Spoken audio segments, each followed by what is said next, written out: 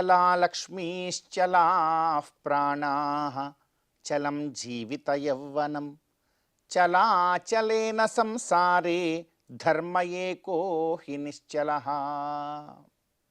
అత్యంత పవిత్రమైనటువంటి ఈ కార్తీక మాసంలో శుభోదయ వేళలో దేవదేవుడైనటువంటి శ్రీమన్నారాయణుణ్ణి, కలియుగ ప్రత్యక్ష దైవమైనటువంటి శ్రీ వెంకటేశ్వర స్వామి వారిని పరిపరి విధాలుగా శరణాగతి చేస్తూ ఉత్తమమైన ఈ కార్తీక మాస శుభోదయ సమయాన్ని మనం చరితార్థం చేసుకుంటూ ఉన్నాం. ఈ కార్తీక మాసంలో మనందరి యొక్క ప్రధానమైనటువంటి కర్తవ్యం గోవిందుడి యొక్క ఆరాధన. గోవిందుణ్ణి, శ్రీమన్నారాయణుణ్ణి ఎంతగా భక్తి ప్రపత్తులతో మనం ఆరాధన చేస్తామో అంత గొప్పదైనటువంటి మహాభాగ్య రూపమైనటువంటి ఫలాన్ని మనందరం కూడా పొందగలుగుతాం. భగవత్ కైంకర్యం కన్నా గోవిందుడి యొక్క ఆరాధనం కన్నా మిన్న మరేమున్నది? భగవంతుడు, ఆ గోవిందుడు మన కోసమే తన యొక్క ఔపనిషత్తత్వాన్ని వీడి అర్చావతారంలో వేంచేసి ఉన్నాడు. ఆ స్వామిని అర్చించడానికి ఈ కార్తీక మాసం ఎంతో విశేషమైనటువంటిదిగా సకల పురాణాలన్నీ కూడా మనకు తెలియజేస్తూ ఉన్నాయి. కనుక గోవిందుడి యొక్క ఆరాధనా రూపమైనటువంటి భాగ్యాన్ని పొందడానికి మనమందరం కూడా పరితపించాలే తప్ప అశాశ్వతమైనటువంటి వాటి గురించి ఈ లోకంలో మనమందరం కూడా సమయాన్ని వృధా చేయరాదు. ప్రతి ఒక్కరూ వారి వారి యొక్క విలువైనటువంటి కాలాన్ని ఎందుకొరకు కేటాయిస్తున్నారు అనంటే మనందరికీ తెలుసును. ధన సముపార్జనమే ప్రధాన లక్ష్యంగా ప్రతి ఒక్కరూ కూడా వారి వారి యొక్క జీవితాన్ని ముందుకు తీసుకుని వెడుతూ ఉన్నారు. అందుకే అంటూ ఉన్నారండి, చలా లక్ష్మీశ్చలా ప్రాణాః చలం జీవిత యవ్వనం. చలా లక్ష్మి, ఏ డబ్బు కోసమైతే క్షణ క్షణం మానవుడు ప్రాకులాడుతూ ఉన్నాడో అది అశాశ్వతం. ఎంత సంపాదించినా అది నిరంతరం నిత్యం నీతోనే నీ వద్దనే ఉంటుంది అని అనుకుంటే అది పొరపాటే. చెప్పలేం, ఒక్కసారిగా విడిచి వెళ్ళిపోవచ్చు. పోనీ నువ్వు శాశ్వతమా? అది కూడా కాదే. చలా లక్ష్మీ చలా ప్రాణాః. పోనీ ఆ డబ్బు శాశ్వతంగా ఉన్నా దాన్ని అనుభవించడానికి నువ్వు ఉండవు. ఒకవేళ నువ్వు ఉన్నంత కాలం డబ్బు ఉండదు. డబ్బు శాశ్వతం కాదు, దాన్ని అనుభవించడానికి నువ్వు అంతకన్నా శాశ్వతం కాదు. ఒకవేళ కొన్ని సందర్భాలలో కొంతవరకు డబ్బైనా ఎక్కువ కాలం ఉంటుందేమో, కానీ నువ్వు ఎక్కువ కాలం ఉండలేవు. నీకు ఎంతవరకు రాసిపెట్టి ఉంటే అంతవరకే వెళ్ళిపోతావు. కాబట్టి ఎందుకొరకు ఈ సమయం వృధా చేసుకోవడం? కనుక సమయాన్ని వృధా చేసుకోకుండా ఊపిరి తీసుకున్నటువంటి ప్రతి ఒక్క క్షణము కూడా చరితార్థం కావాలి అంటే భగవత్ కైంకర్య మార్గంలో మనం ఉండాలి. అందుకే అంటున్నారు, చలా లక్ష్మీశ్చలా ప్రాణాః చలం జీవితం యవ్వనం. జీవితము చలమే. యవ్వనం అంటావా? నిన్ను చూడు, ఇప్పుడు చాలా యవ్వనంగా ఉన్నాను, చాలా శక్తివంతంగా ఉన్నానంటావా? ఈ యవ్వనం ఏమీ ఉండదయ్యా, అది కూడా పోతుంది. చలం జీవిత యవ్వనం చలాచలేన సంసారే.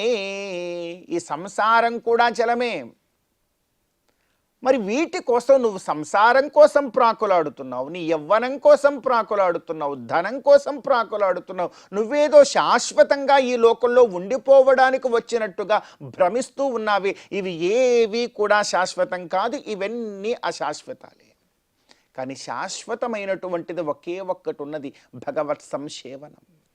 ఆ సేవనము ద్వారా వచ్చేటువంటి భాగ్యం, అదృష్టం, వైకుంఠ పద ప్రాప్తి, ఇది మాత్రమే శాశ్వతం. దీనికోసమే మనం అందరం కూడా పోరాడాలి. మన జీవితాన్ని దీనికోసమే పరిపూర్ణంగా మనం వెచ్చించి భాగ్యాన్ని పొందాలి అని సకల ఇతిహాస పురాణములన్నీ కూడా మనకు తెలియజేస్తూ ఉన్నాయి. అందుకే అంటున్నారు పెద్దలు, చలా లక్ష్మీశ్చలా ప్రాణాః చలం జీవిత యవ్వనం చలాచలేన సంసారే ధర్మ ఏకో హి నిశ్చలః. మరి నిశ్చలమైనటువంటిది ఏదైనా ఉన్నదా అంటే దివ్యమంగళ విగ్రహారాధనా రూపమైనటువంటి ధర్మము ఏదైతే ఉన్నదో ఆ ధర్మము మాత్రమే ఇక్కడ నిశ్చలం. కనుక నిశ్చలమైనటువంటి ఆ ధర్మాన్ని నీవు పట్టుకున్నావా, ఆ ధర్మము నీవి శరీరాన్ని విడిచిపెట్టి ఎన్ని జన్మలు ఎత్తినా, ఒకవేళ పునర్జన్మ లేకుండా శాశ్వత విష్ణుపథ ప్రాప్తిని నీవు పొందినా కూడా ఆ భాగ్యాన్ని పొందించేటువంటిది నీతో ఎప్పటికీ ఉండేటువంటిది నీవు ఆచరించినటువంటి ధర్మము మాత్రమే. అదొక్కటే శాశ్వతం మనకంటున్నారు పెద్దలు. కనుక ఆ శాశ్వత రూపమైనటువంటి ఆ ధర్మాన్ని మనమందరం కూడా పట్టుకునే ప్రయత్నం చేస్తూ ఆ ధర్మ మార్గంలో కృతకృత్యులమయ్యేటువంటి మహా గొప్ప భాగ్యాన్ని కూడా అనుగ్రహించమని ఆ శ్రీ వెంకటేశ్వర స్వామి వారిని మనసారా మనమందరం కూడా కోరుకుంటూ ఈనాటి తిథివార నక్షత్రాలలో ఉండేటువంటి తత్వాన్ని కాస్త మన జీవితానికి అన్వయించుకునే ప్రయత్నం చేద్దాం. ఈ రోజున నవంబర్ 16వ తేదీ కార్తీక మాస కృష్ణపక్ష ద్వాదశి తిథి. ఈ రోజున ఈ ద్వాదశి తిథికి అధిదేవుడు సాక్షాత్తు శ్రీ మహావిష్ణువు. ఆ మహావిష్ణువు అధిదేవుడుగా ఉండేటువంటి ఈ ద్వాదశి తిథి రోజున మనందరం కూడా అతిథి యజ్ఞాన్ని గృహంలో చేసే ప్రయత్నం చేస్తూ నిన్నటి రోజున ఎవరైతే ఏకాదశి వ్రతాన్ని ఆచరించారో వారందరూ చాలా చక్కగా మహావిష్ణువు యొక్క ఆరాధన పూర్వకంగా మహావిష్ణువుకి నివేదింపబడినటువంటి అన్న పానీయాదులను స్వీకరించి చక్కగా మోక్షరూపమైనటువంటి ఫలాన్ని పొందే ప్రయత్నం చేయాలి. అదేవిధంగా ఈరోజు నక్షత్రం హస్త నక్షత్రం. హస్త నక్షత్రానికి అధిదేవుడు సూర్యభగవానుడు. సూర్యభగవానుడి యొక్క ఆరాధన ఈ రోజున మనకు ఆయురారోగ్యములను చక్కగా అనుగ్రహిస్తుంది. అదేవిధంగా ఈరోజు వారం కూడా ఆదివారం. నక్షత్రము సూర్యభగవానుని సూచిస్తోంది, అటు వారము కూడా సూర్యభగవాను సూచిస్తోంది. ఈరోజు ఆదిత్య హృదయ పారాయణం ఇత్యాది కైంకర్యములు ఎంతో చక్కగా మనకు ఆయురారోగ్యాలను అనుగ్రహిస్తాయి. కనుక ఈ కైంకర్యాన్ని మనమందరం కూడా ఆచరిస్తూ గోవిందుడి యొక్క అనుగ్రహంతో ఈ కార్తీక మాస శుభోదయ సమయాన్ని మనం చరితార్థం చేసుకుందాం. ఏడేడు జన్మలకు మా దైవమీవనుచు వేడెదము వెంకటేశ.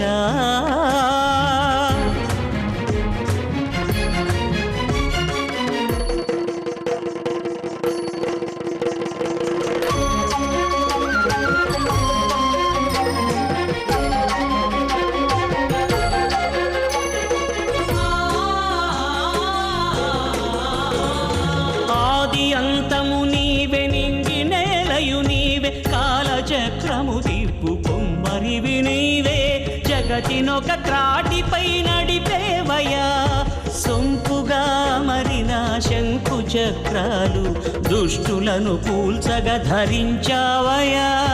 కోనేటి రాయా ముక్తి ప్రదాయ, కోనేటి రాయా ముక్తి ప్రదాయ, శ్రీ చిద్విలాస శ్రీ వెంకటేశ.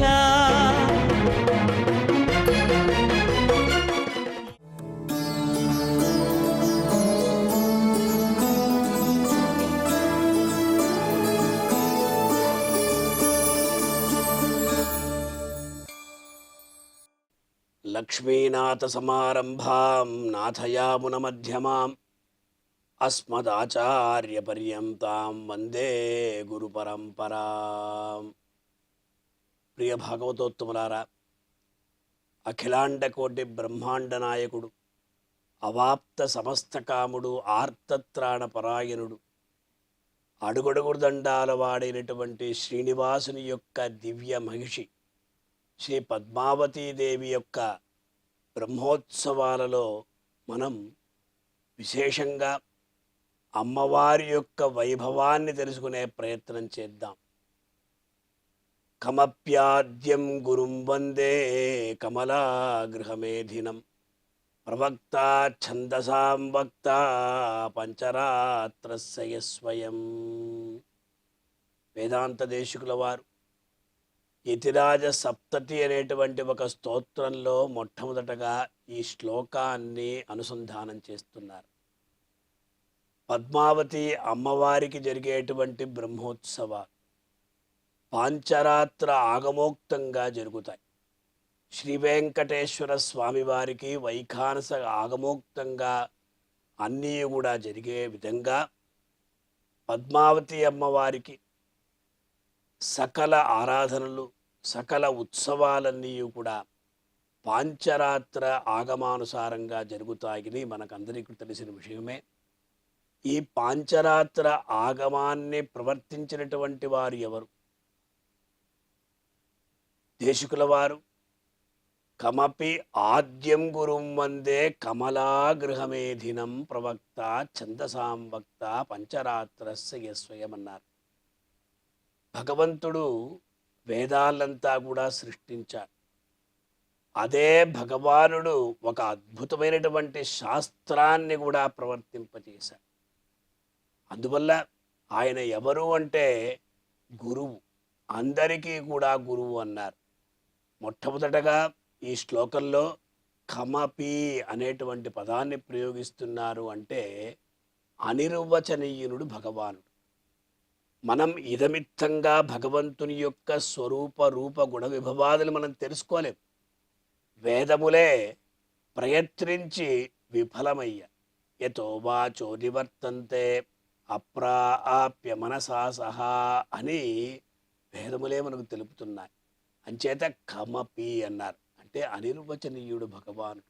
అతని యొక్క స్వరూపం ఇలా ఉంటుంది, అతని యొక్క గుణాలు ఇలా ఉంటాయి. అయ్యో మనం తెలుసుకున్నాము కదా అంటే మనం తెలుసుకున్నది కొంత, ఇంకా ఎంతో తెలుసుకోవలసినటువంటి విషయాలు ఉన్నాయి. అందువల్ల కమపి ఆద్యం గురుం వందే, మనకందరికీ కూడా మొట్టమొదటి గురువు ఎవరు అంటే పరమాత్మ శ్రీమన్నారాయణుడు శ్రీ వెంకటేశుడు. మనం ఈ లోకంలో గురువులుగా భావిస్తూ ఉంటాం, కానీ అందరికీ కూడా ఆ గురువు, అందరికీ కూడా ఆచార్యుడు ఎవరు అంటే సాక్షాత్ ఆ పరమపదంలో ఉండేటువంటి శ్రీమన్నారాయణుడు. అందువల్ల ఆద్యం గురుం అన్నారు, మొట్టమొదటి గురువు. వందే నమస్కరిస్తున్నాను. విశేషంగా ఆయన ఎవరు అన్నారు, కమలాగృహమేధినమన్నారు. అంటే స్వామివారిని మనం తెలుసుకోవాలంటే ఏం చేయాలి అంటే అమ్మవారితో పాటు తెలుసుకోవాలి. శంఖచక్రాదులు ఉండేవాడే స్వామి కాదండి, శ్రియపతిత్వం అమ్మవారితో ఉండేవాడే అక్కడ స్వామి అన్నమాట. కమలాగృహమేదినమన్నప్పుడు కమలా కామ్యతగితి కమలా, అదే ప్రకారం కమలం అస్య అస్థితి కమల అన్నారు. అటువంటి ఆ కమలతో వేంచేసి ఉన్నటువంటి స్వామి ప్రవక్త ఛందసాం వక్త పంచరాత్రస్య యస్వయం. ఎవరైతే ఛందసాం వక్త అంటే ఛందస్సు అంటే వేదములు, ఆ వేదాలంతా కూడా ఎవరైతే సృష్టించాడు అంటే పరమాత్మ యొక్క ఉచ్ఛ్వాస నిశ్వాస భూతములు వేదములు కదా, అదే స్వామి పాంచరాత్రం అనేటువంటి అంటే పాంచరాత్రస్య కృత్స్నస్య వక్త నారాయణ స్వయం అన్న రీతిగా ఆ పాంచరాత్ర ఆగమాన్ని ప్రవర్తింపచేశాడు. అంటే శ్రీ శేష శేషాసన పద్మగర్భ శేనేషేభ్య అన్న రీతిగా 5 మందికి 5 రాత్రుల్లో ఉపదేశించాడు సాక్షాత్ శ్రీమన్నారాయణుడు. కనుక అటువంటి పాంచరాత్ర ఆగమాన్ని ఈ లోకానికి తీసుకుని వచ్చినటువంటి సాక్షాత్తు లక్ష్మీదేవి యొక్క భర్త అయినటువంటి ఆ పరమాత్మ మనకందరికీ కూడా ఆది గురువుగా వెలుగొందుతున్నాడు. కనుక ఈనాడు మనం అందరం కూడా పద్మావతీ దేవితో పాటు శ్రీనివాసుని యొక్క దివ్య పాదార విందాల్ని ఆశ్రయించి తరిద్దాం. ఓం నమో వెంకటేశాయ.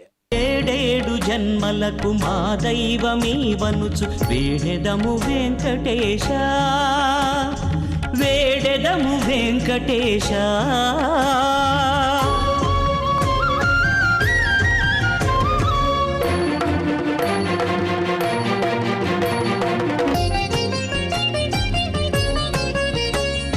జీవధాతువు నీవే, మరణ హేతువు నీవే, నటనమాడించేటి సూత్రధారివి నీవే, ఆత్మ పరమాత్మతో కలిపేవయ్యా. నిండుగా నుదుటిపై 3 నామాలతో 3 మూర్తుల అంశ నీవేనయ్యా. కరుణా ప్రపూత బుద్ధి ప్రదాత, కరుణా ప్రపూత బుద్ధి ప్రదాత, శ్రీచంద్రహాస శ్రీ శ్రీనివాస. ఏడేడు జన్మలకు మా దైవమీవనుచు వేడెదము వెంకటేశ. నీ రూపు నీ చూపు నీ నీ చూపు చింతలను అవి బాపు నీ చెంత చేర్చవయ్యా మమ్ము చల్లగా చూడవయ్యా ఏడేడు జన్మలకు మా దైవమీ వనుచు వేడెదము వెంకటేశ.